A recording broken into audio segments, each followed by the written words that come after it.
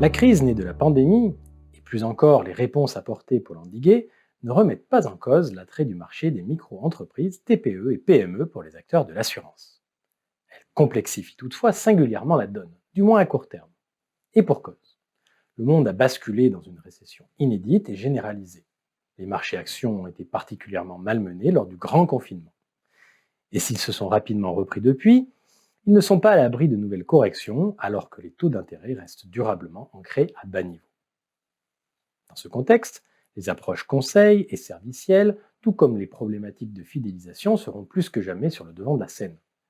Et ce d'autant plus face à la crise d'image née de la polémique autour des pertes d'exploitation des commerçants.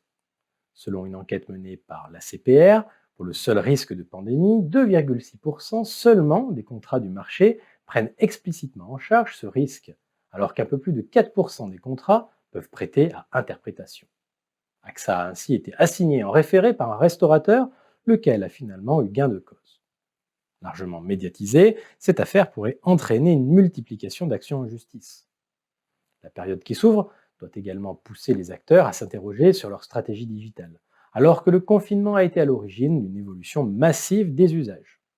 Dans un contexte inédit, la relation de proximité, en face à face, est devenue extrêmement compliquée. Une situation qui a propulsé sur le devant de la scène les outils technologiques.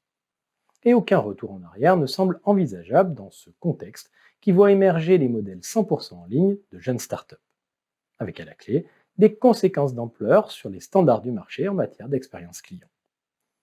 Particulièrement disputé, le marché des micro-entreprises TPE et PME le sera davantage encore demain sous l'impulsion de jeunes startups technologiques et plus encore des offensives des banques assureurs. Malmenées sur leur cœur de métier, les banques accélèrent leur stratégie de diversification en direction de l'assurance. Ce n'est donc pas une surprise si le Crédit Mutuel ou la Société Générale figurent parmi les principaux instigateurs des indemnisations extra-contractuelles liées aux pertes d'exploitation. Bref, la concurrence s'accélère.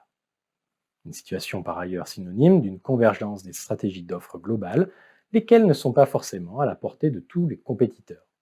Elle a d'ailleurs justifié, pour partie, certains rapprochements d'envergure, à l'exemple de la Massif et d'Aesio.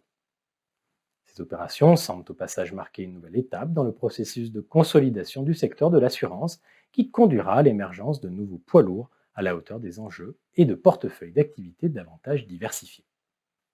Car à l'évidence, la spécialisation, qui caractérise encore un nombre important d'acteurs, risque de devenir à terme un point de fragilité dans un environnement économique et financier compliqué pour l'assurance.